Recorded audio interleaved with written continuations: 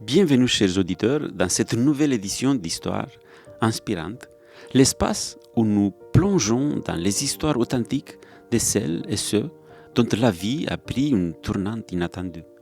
Des témoignages inspirants qui éclairent nos cœurs et invitent chacun et chacune de nous à explorer les mystérieux chemins de la vie. Aujourd'hui, nous allons nous immerger dans un récit aussi inattendu qu'édifiant, celui d'un homme dont la vie a été radicalement bouleversée par une rencontre divine, au moment où il s'attendait le moins.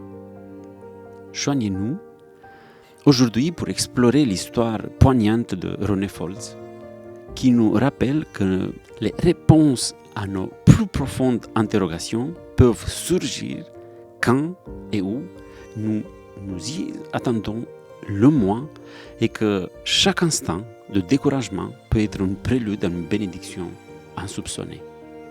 Il nous rappellera aussi que pour poursuivre ses rêves, ce n'est jamais trop tard. Installez-vous confortablement, ouvrez vos esprits et vos cœurs, alors que nous dévoilons cette histoire d'une éblouissante métamorphose, d'une révolte spirituelle à une sérénité salvatrice, d'un questionnement à une réponse divine.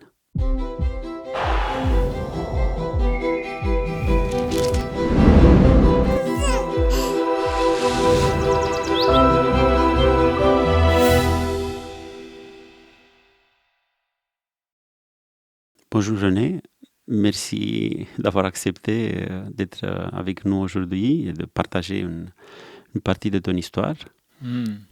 Oui, Cornel, écoute, moi ça me fait très plaisir d'être avec vous et de partager avec nos auditeurs un petit bout de ma vie.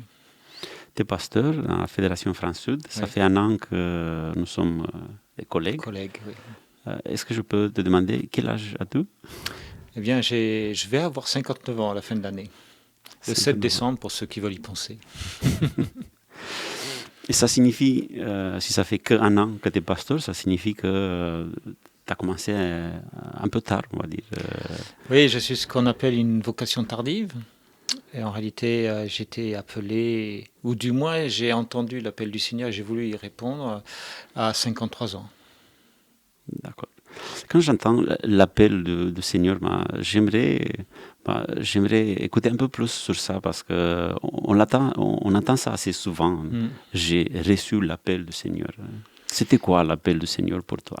Oui, c'est juste, on peut l'entendre dans nos milieux de manière très diversifiée. Et en ce qui me concerne, moi, eh bien, au moment où j'ai dit oui à notre Seigneur, j'étais artisan, j'avais une entreprise de chauffage, climatisation, plomberie qui fonctionnait. Et je n'avais pas de problème existentiel particulier, sinon ceux de tous les artisans, c'est à récupérer l'argent de ces chantiers. Et justement, le jour où ça m'est tombé dessus, eh bien, j'étais en train de faire des factures, figure-toi. Et pendant que je réalisais mes factures, les piles de factures s'accumulaient, l'argent rentrait, je devais être content, mais non. Un peu brutalement d'ailleurs, je dois avouer, en y repensant, je me suis senti gêné. Et puis, soudainement, j'ai eu des questionnements existentiels que je n'avais pas avant. Et pourquoi ma vie était comme je la vivais, pourquoi est-ce que je passais par des moments de grande réussite et puis des moments d'échec terribles, hein, et pourquoi est-ce que j'arrivais jusqu'à toucher le succès et sans jamais le prendre pour moi-même, et pourquoi ce succès ne m'appartenait pas. Et ça, c'était une vraie question, et au bout d'un moment, je n'ai plus pu, il a fallu que je m'arrête de travailler, et j'ai juste laissé mon ordinateur là, et puis je suis allé dans mon salon pour s'en trouver un peu de paix en faisant quelques pas, et puis ça venait pas, donc je me suis mis à invectiver celui qu'on appelle le Créateur. À ce moment-là, je n'étais pas sans spiritualité, mais elle n'était pas chrétienne du tout. Et donc du coup, j'ai interpellé Dieu en disant, toi qui as tout créé là-haut, là, il paraît. Quand tu dis, je comprends bien, tu n'étais pas chrétien, mais il y avait quand même la notion d'un créateur, d'un Dieu qui est là. Oui, tout à fait. C'était qui, en fait, Dieu pour toi? Pour moi, à ce moment-là, Dieu, c'était Allah. À l'âge de 19 ans, j'ai rencontré l'islam en Afrique et j'ai fait une démarche de conversion. Et puis ensuite, je suis rentré dans la pratique, puisque l'islam, c'est une religion de pratique essentiellement. Hein. Voilà. Il faut dire qu'avec le temps, j'étais plutôt sécularisé, donc j'étais pas quelqu'un de très rigoureux dans mon islam et j'ai papillonné un peu partout. En réalité, je pense que voilà, au moment de ma conversion à 19 ans, j'étais dans un temps de rébellion et de rejet de valeurs que mes parents m'avaient inculquées, parce que j'étais éduqué tout petit dans les valeurs chrétiennes. Et revenons au moment de questionnement. Tu as invoqué d'une certaine manière le Créateur, mais pourquoi et comment? En fait, je l'ai pas invoqué d'une certaine manière, je l'ai carrément engueulé et je lui ai dit mes quatre vérités, en fait, et j'ai véritablement, comme on dit, sorti mes tripes sur la table, quoi, en lui disant que vraiment ma vie n'allait pas et pourquoi c'était comme ça, et pourquoi je réussissais sans cesse sans jamais pouvoir profiter de ma réussite et pourquoi est-ce que je touchais du doigt la richesse ou je sais pas, les réussites matérielles, celles qu'on pouvait rechercher en tant que personne du monde. Hein. C'est un langage que tout le monde connaît, ça.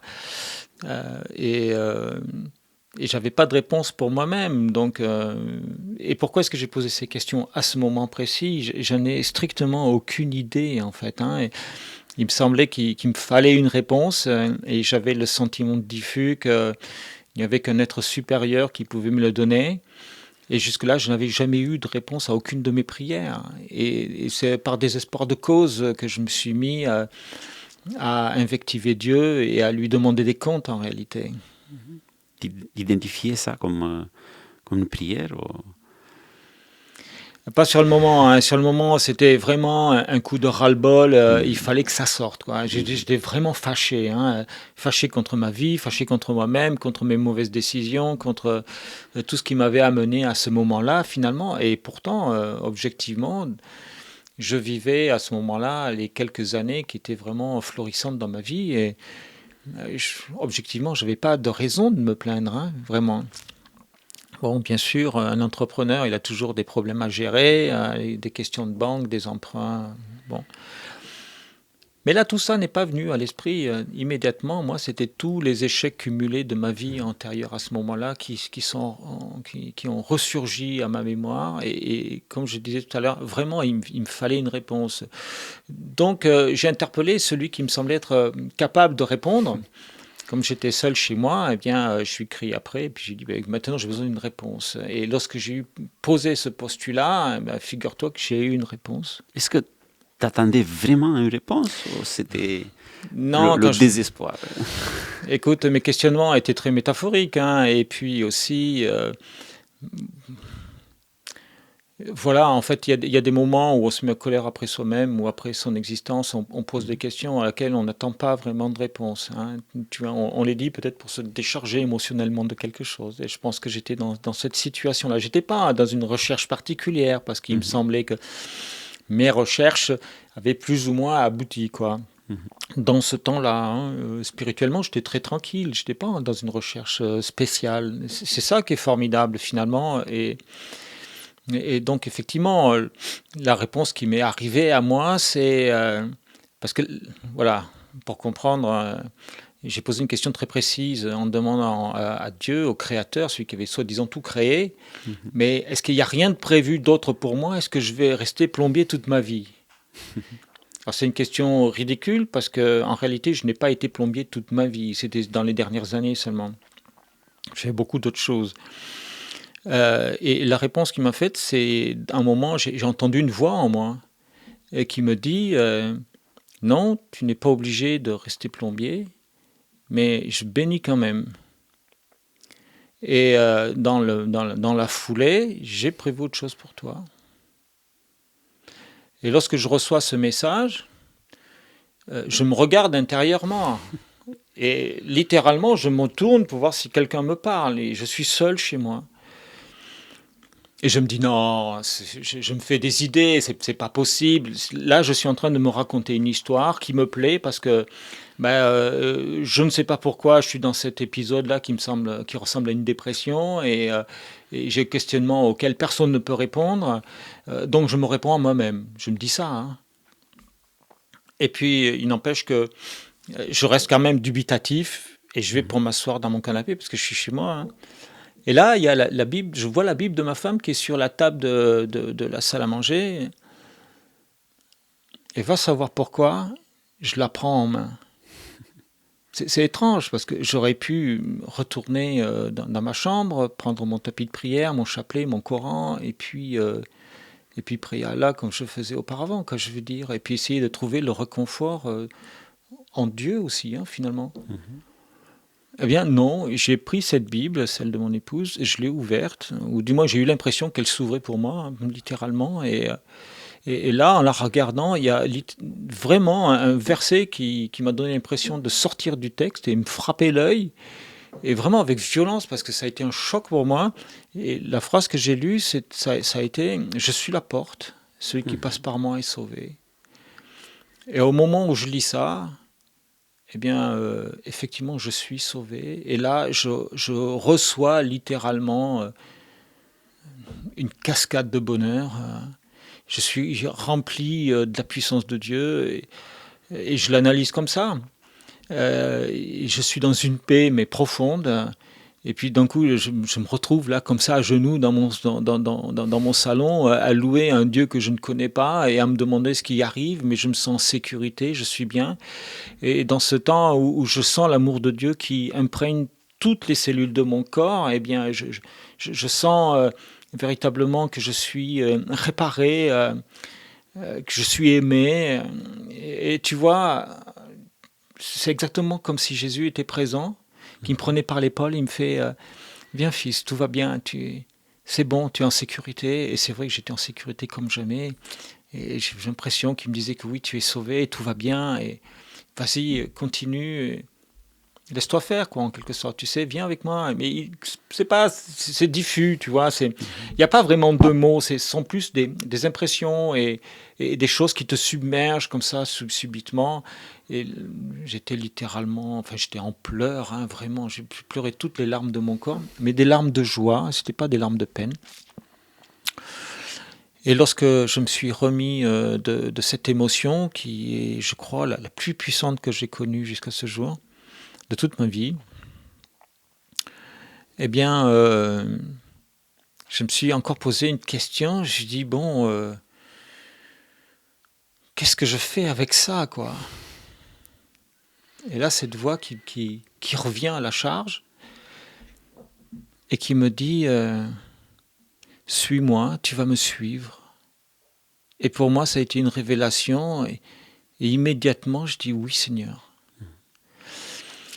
Et ce Seigneur, c'est pas rien parce que jamais de ma vie, je n'ai prononcé ce mot-là. Dans aucune circonstance de ma vie, je n'ai eu à prononcer ces mots, Seigneur. Et là, ça me paraissait, mais alors, complètement évident. C'était lui qui était présent chez moi. C'était lui qui m'appelait. C'était lui qui me disait de le suivre. Je peux te dire que mon éducation chrétienne, à ce moment-là, elle était très, très, très, très loin, quoi. Moi, j'avais rejeté le Christ toute ma vie. Tu vois, mais tout ça n'avait plus aucune importance. Ce que je comprends, c'est parce qu'on dit parfois qu'on est à la recherche de Dieu, on cherche Dieu, on le cherche. Mais ce que je comprends plutôt de ton expérience, c'est en fait, c'était Dieu qui te cherchait, à toi. C'est Dieu qui te rencontre. Écoute, je suis absolument d'accord avec toi. À ce moment-là, je n'avais aucune idée de ce qui se passait au juste, ni de comment. Et d'ailleurs, encore aujourd'hui, quand je prie, j'ai dit, Seigneur, franchement, sincèrement, explique-moi. J'ai toujours pas compris. Pourquoi moi? Pourquoi à ce moment-là? J'ai toujours pas de réponse à ça. Mais effectivement, la parole est claire, hein. Il nous dit, je serai avec vous tous les jours jusqu'à la fin des temps. Et ça fait écho à la parole de l'Éternel qui disait que je vivrai au milieu de vous. Je serai votre Dieu, vous serez mon peuple. Et dans cet instant-là, je suis rentré dans le peuple de Dieu. Et ce Dieu a été mon Dieu, et ce Jésus a été mon sauveur. Et c'est d'autant plus impressionnant qu'à l'âge de 14 ans, j'ai quitté l'église dans laquelle on allait le dimanche. Parce que oui, je ne l'ai pas dit, mais je suis le premier adventiste de ma famille. Ça aussi, c'est un mystère. Pourquoi adventiste? J'en sais rien. Mais à 14 ans, je n'avais pas idée de ce qui se tramait dans le monde. Je n'avais pas idée des forces en présence. Je ne savais pas que Dieu s'occupait de moi. Parce que personne ne me l'avait expliqué. Pourtant, j'allais au catéchisme. Mais voilà, un jour, un nouveau pasteur est arrivé dans l'église qui... Je ne lui jette pas la pierre, hein, franchement. J'étais enfant et lui, il était tout juste adulte, je crois. Voilà, il est venu dans son blouson de cuir, sa grosse moto, et il parlait politique plutôt de parler de catéchèse. Et un jour, je me suis énervé après lui en disant « Mais on est censé parler catéchèse, non ?» Alors, il m'a fait comprendre que j'y comprenais rien et que j'avais qu'à me taire. J'ai refusé de me taire, je suis parti et voilà comment j'ai quitté l'église. Le souci, c'est qu'il ne m'a pas couru après, ni même qu'il est venu me chercher, ni s'est renseigné, tu vois. Donc, le temps que ça se fasse, alors j'ai fait catéchèse buissonnière pendant quelques semaines. Puis un jour, ma mère m'a demandé où est-ce que j'étais, parce qu'elle pensait que j'y allais. Je lui ai expliqué, elle m'a dit, écoute, tu es assez grande pour faire tes choix, c'est dommage, c'est pas ce que je veux, mais voilà, fais attention à toi. Je ne l'ai pas écouté, et je peux vous dire à tous que, écoutez, quand vous ne choisissez pas la présence de Dieu dans votre vie, il y en a un autre qui s'occupe de vous, quoi. Si on revient sur le moment de la rencontre, presque 40 ans après. Oui, exactement, 39 ans après. J'ai bien compris qu'en fait, Dieu, il a eu 3 messages pour toi dans ce moment de questionnement. J'ai quelque chose d'autre pour toi. Et même si tu continues à faire ce que tu fais, je te bénis. Oui. Ça, c'est important. Après, il y a eu le message de la porte, que c'est Jésus la porte ouverte, et que si tu décides de rentrer, t'es sauvé. Et après, cet appel, non, de Jésus de « suis-moi ». Ça a donné quoi après? Tu vois, Cornel, il y avait une chose importante qui apparaît en réalité dans cette situation, c'est que Jésus est éminemment la porte. Mais il dit aussi dans le texte que vous entrerez, vous sortirez. Et il se trouve que là, j'ai accepté de sortir de là où j'étais pour passer par un nouveau seuil de ma vie. Et qu'est-ce qui s'est passé après? Eh bien, ma vie a été absolument, complètement changée. Si tu te souviens, j'étais entrepreneur à ce moment-là, je faisais des factures, n'est-ce pas? D'accord. Et j'ai accepté Dieu.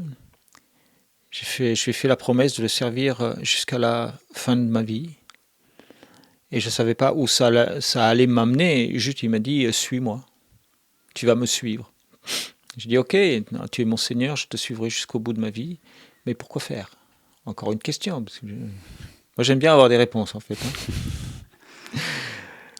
Et cette fameuse voix qui revient à la charge, encore une fois, et qui me dit, pasteur, tu seras pasteur. Et alors, moi, j'étais dubitatif. J'ai dit, pasteur, waouh, c'est fort quand même. Et comment envisager d'être pasteur? J'ai aucune connaissance, je sais rien de la Bible, je sais même rien de toi, Seigneur. Mais là, j'ai pas eu de réponse. Juste, il fallait que je sois pasteur. J'ai dit, bon, ok, alors pasteur, soyons pasteurs. Et c'est ce qui a motivé, ma volonté de poursuivre des études de théologie. Oui, c'était ça. Pour devenir pasteur, il fallait passer par une faculté de théologie, faire des études. Est-ce que ça a été facile, plutôt compliqué pour toi? Alors, je vous voulais parlé pas déjà être... que déjà marié, il y avait des enfants aussi. Absolument, oui. Il y avait 2 enfants, oui. Et à l'époque, ils étaient tout petits. Mon épouse avait un travail, était bien établie dans ce travail. Moi, j'avais ma société, j'étais bien établi. Vous étiez où à ce moment-là? À Poitiers. À Poitiers. À Poitiers, j'avais un portefeuille client de plus de 600 clients, donc ça fonctionnait, quoi. Écoute, ça s'est fait très simplement, en fait. Le même soir, mon épouse est rentrée du travail. Et je lui ai dit, écoute, chérie, j'ai un truc à te dire. Et je lui raconte ce qui m'est arrivé le matin. Elle m'a écouté avec beaucoup d'attention, sans me couper la parole. Et puis elle était là, à droite comme un piquet devant moi, et je ne savais pas ce qu'elle pouvait penser de tout ça, quoi. Et ça m'inquiétait, mais moi j'avais la certitude que je serais pasteur et que quoi qu'il arrive, je deviendrai pasteur, quoi qu'elle décide. Et puis elle est partie. Elle est revenue 2 minutes après. Elle se met devant moi comme ça, et puis en me regardant droit dans les yeux, elle me dit, écoute mon chéri, j'ai réfléchi à ce que tu viens de me dire, et je vois pas ce qui pourrait pas être de Dieu. Pour moi, tu as vraiment reçu un vrai appel de Dieu, et j'ai pas la force de me battre contre lui. Donc allons-y ensemble. Et ce allons-y ensemble, ça a été une force extraordinaire pour moi. Et l'une des premières bénédictions que j'ai reçues de Dieu, c'est qu'il a convaincu mon épouse de me suivre. En fait, j'aime ce Dieu qui fait bien les choses. Hein. Il va jusqu'au bout. C'était pas juste qu'il te cherchait à toi, sinon voilà, il arrive Écoute, à te faire dans la famille afin que ça puisse se réaliser. C'est juste, Cornel. Et tu vois, je veux vraiment préciser à tous nos auditeurs, à tous ceux qui m'écoutent en ce moment et qui te disent quelle histoire étrange. Oui, c'est possible, ça ne m'est pas réservé à moi. Je crois que Dieu appelle tout le monde de cette manière-là. Ce qui fait la différence, c'est est-ce qu'on est prêt à entendre et à dire oui. En fait, il suffit de dire oui pour que nos vies changent, tu vois. Et dans ce moment,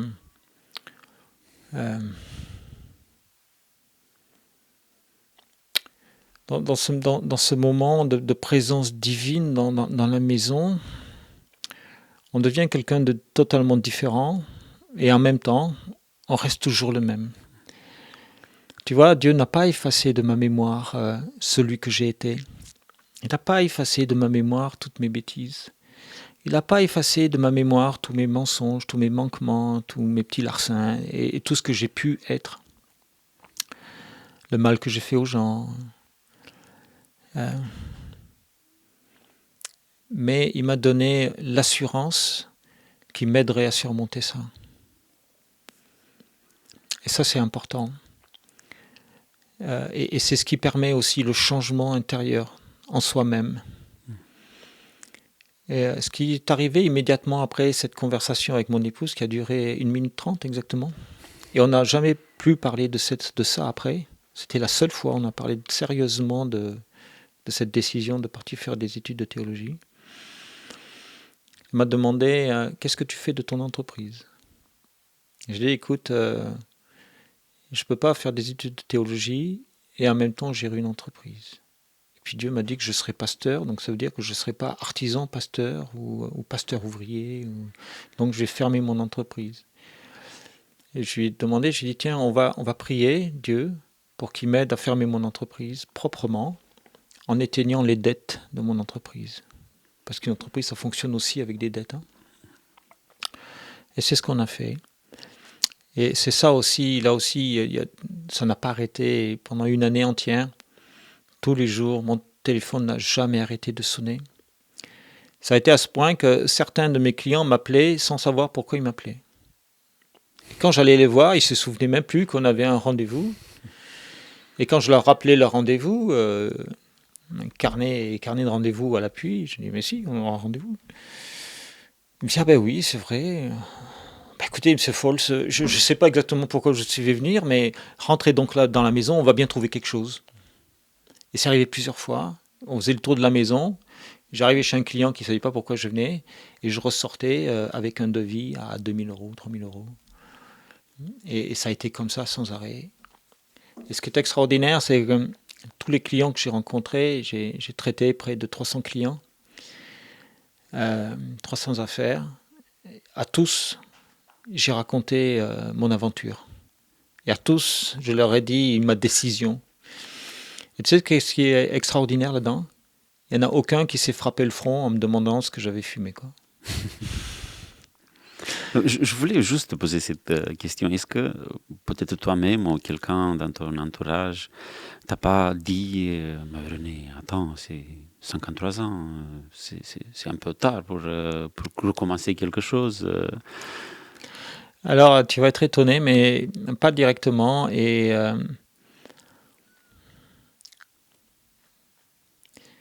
y a eu deux situations. Ma première, c'était un très bon client à moi à qui j'ai raconté mon aventure parce que je faisais des travaux chez lui et qui m'a pas cru. Mais il me l'a pas dit.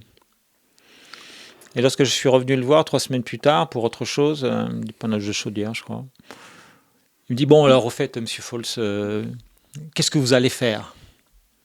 J'ai dit mais il y a 15 jours, je vous l'ai dit. Et puis il se tape le front de la main et dit mais alors c'était vrai? Je dis oui, c'était vrai, c'était pas une fanfaronnade ni un fantasme. Vraiment, je ferme mon entreprise, je vais faire théologie pour devenir pasteur. Et voilà qu'il me raconte sa vie en me disant que waouh, combien il était heureux lorsqu'il allait à l'église avec sa grand-mère et que il y avait les chants qui lui plaisaient beaucoup, mais que la vie avait fait qu'il s'était éloigné. Et tu vois, c'est le seul qui a exprimé ce doute-là comme ça. Et c'est une des personnes que j'ai encouragé aussi à reprendre une vie plus spirituelle. Je n'étais même pas encore pasteur, mais j'ai dit, mais écoutez, moi, ça m'a réussi en quelque sorte de dire oui à Dieu. Donc dites-lui du oui de nouveau. Je suis sûr qu'il n'est pas rancunier. Après tout, comme tu l'as dit tout à l'heure, tu sais, je suis une vocation tardive. Et pourquoi 53 ans? Repartir encore pour 5 ans d'études, alors que mes collègues de travail étaient tous en train de préparer leur retraite, quoi. Objectivement, là, en ce moment, je devrais être en pré-retraite ou un truc comme ça, tu vois. Et je me suis mis encore pour 10 ou 15 ans de carrière. C'est de la folie, objectivement. Mais Paul le disait, hein, au final, le mystère de la croix est une folie. Mm. Voilà, j'ai accepté de rentrer dedans et de jouer le jeu avec mon Seigneur. Et c'est lui qui me guide à chaque instant. Et il m'a tellement bien guidé dans ces temps-là que, en fait, la seule opposition que j'ai rencontrée, alors je ne veux pas le dire pour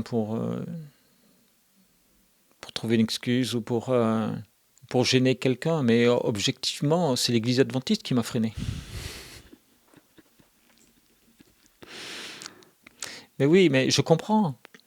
Un inconnu qui débarque dans ton église, tu l'as jamais vu avant ou quasiment. Hein. Enfin, moi, je déposais mon épouse parce qu'elle, elle a rencontré l'adventisme avant moi, peut-être 2-3 ans avant. Donc moi, je la déposais à l'église le samedi matin et après, j'allais faire mon business. Et puis vers 12h30, 13h, j'étais de nouveau de retour, je la récupérais et puis voilà. Et puis d'un coup, voilà le plombier qui débarque dans l'église dans son costume tout neuf. Tu veux devenir pasteur. Et qui prétend qu'il va devenir pasteur et qu'il va aller à Collonges. Personne ne m'a cru. Personne ne m'a cru. Jusqu'au jour où j'ai fait mes adieux à l'église en disant je pars à Collonges. Et toujours les gens pensaient que je plaisantais en fait, hein, ou pensaient que je fantasmais, j'en sais rien. Et tu vois, au moment de partir, il y a une dame de l'église qui se tourne vers moi et me dit Ah René, j'ai entendu dire que tu allais partir, mais tu vas où? J'ai dit mais écoute, ça fait 1 an que je dis à tout le monde je pars à Collonges. Ah, mais j'avais pas compris, tu pars à Collonges, mais c'est formidable, tu sais, mon papa a été à Collonges aussi, il a passé les meilleures années de sa vie là-bas, vraiment, je te souhaite le meilleur. Et cette simple parole de cette dame, qui par ailleurs ne me connaissait pas vraiment, m'a beaucoup encouragé. Et donc, le lendemain, j'ai pris ma voiture et je suis parti pour Collonges. Et pourquoi Collonges, tu vas me dire? Parce que tu te souviens, j'étais pas d'obédience adventiste. Et est-ce qu'il y a eu une influence dans ma vie Alors, objectivement, il y en a eu. En y réfléchissant, il y en a eu, mais elles étaient inconscientes. Tu marches dans tes affaires, et tu entends ici et là des choses, tu n'y prêtes pas nécessairement attention, puisque tu n'es pas dans le mood, quoi, tu vois, tu n'es pas dans le truc. Hein. À l'époque, je considérais les chrétiens avec beaucoup de hauteur, on va dire ça comme ça. Et je trouvais que c'est des gens mous, pas intéressants, pas rigolos, qui n'avaient pas grand-chose à apporter à l'humanité, sinon de la destruction finalement. C'est l'image que j'en avais. Et puis d'un coup, je faisais partie du club. Donc il a fallu que je réforme beaucoup de choses en moi. Et ça aussi, c'est Dieu qui s'en est chargé, petit à petit. Ça ne s'est pas fait du jour au lendemain, bien sûr. Du jour au lendemain, j'étais transformé, effectivement. Mais après, petit à petit, l'Esprit m'a vraiment convaincu de qui j'étais, de celui que j'avais été, de ce que j'avais fait mal, de ce qu'il fallait que je réforme dans ma vie. Et ça s'est fait très en douceur.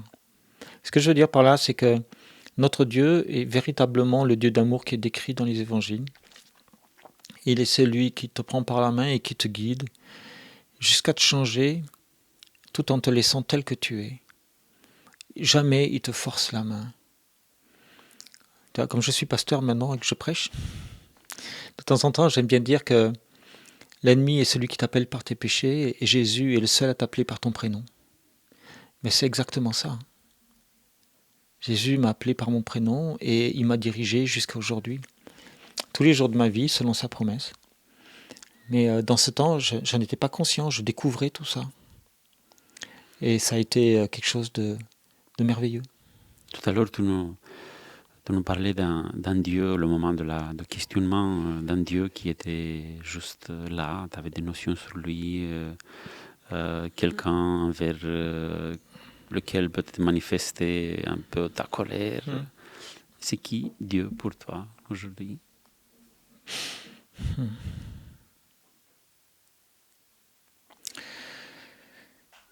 Tu vois, malgré tout, ça reste une question qui n'est pas simple. Parce qu'il y a toutes sortes de réponses théologiques qui sont très belles. Mais qui, en fait, lorsque tu es converti et que Dieu vient directement te repêcher dans ta misère, ne veulent plus rien dire en réalité quand tu réfléchis.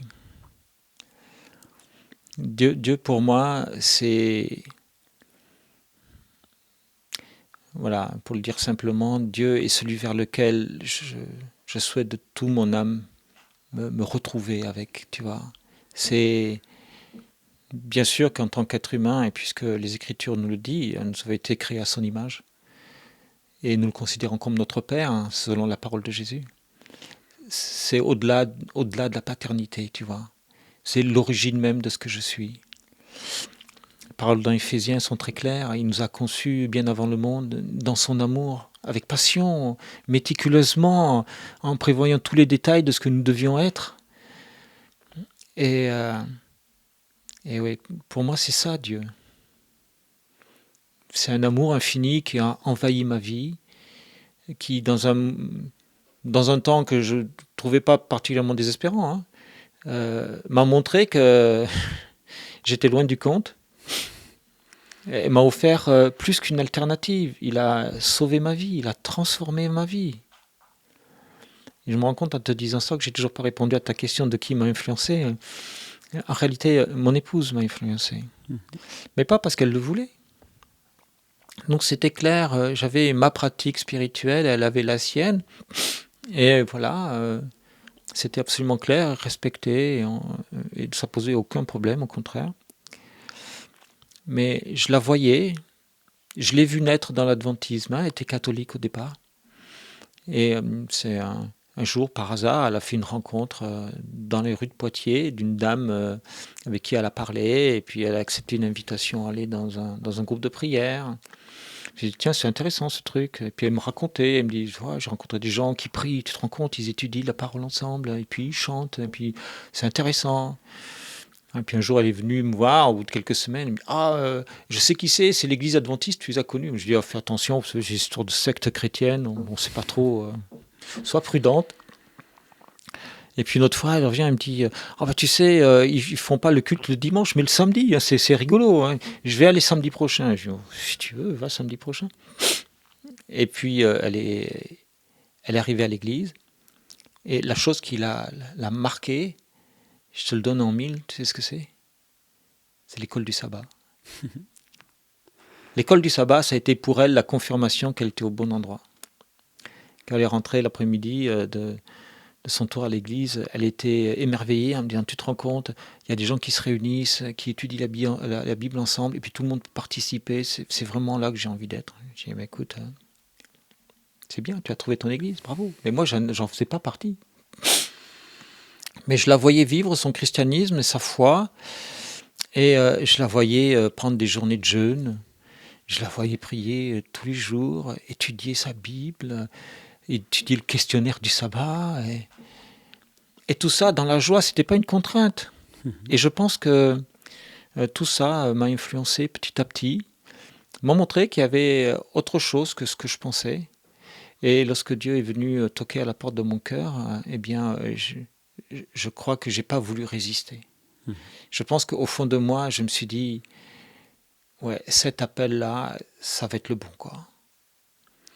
Et pour moi aussi, depuis que je comprends cet appel de Dieu, c'est une manière de te dire à toi, et à travers ton histoire, à nous tous, peut-être, c'est pas trop tard de faire, de suivre tes rêves, de changer si est-ce qu'il y a quelque chose à changer, de donner de la valeur à ta Oui. vie, c'est pas trop tard. C'est très pertinent ce que tu dis, et c'est tout à fait juste. Effectivement, pourquoi Dieu est venu me chercher à 53 ans? C'est une question que je me suis longuement posée. Et en réalité, dans ces réflexions, je me suis rendu compte au cours de ma vie qu'il y a eu plusieurs occasions. Mais dès l'enfance, c'est ça qui est surprenant, dès l'enfance, il y a eu des occasions qui se sont présentées où Dieu était présent dans mon existence et où il y avait cette forme. Je ne donnais pas le nom d'appel, je ne savais pas ce que c'était. Mais a posteriori, je me suis rendu compte que Dieu avait été présent dans ma vie très souvent, y compris dans mes tourments, y compris dans les difficultés d'existence que j'ai eues. Je passais par quelques moments difficiles, où vraiment j'ai touché le fond. Mais il était là. Et je suis, comme beaucoup, un survivant de la vie, où j'ai pu voir la puissance de Dieu en action, en me disant seulement que j'avais beaucoup de chance. Et lorsque j'ai été converti, et alors du coup, cette chance est devenue Dieu. Et c'était plus de la chance, c'était plus du hasard. C'était parce que Dieu avait un plan pour moi et qui me dirigeait. Et depuis que j'ai conscience de ça, je ne me pose plus vraiment la question de pourquoi moi et pourquoi à 53 ans. Et finalement, j'ai plus le regret aujourd'hui d'avoir perdu des décennies. Je te vois toi, qui est pasteur depuis bien plus longtemps que moi.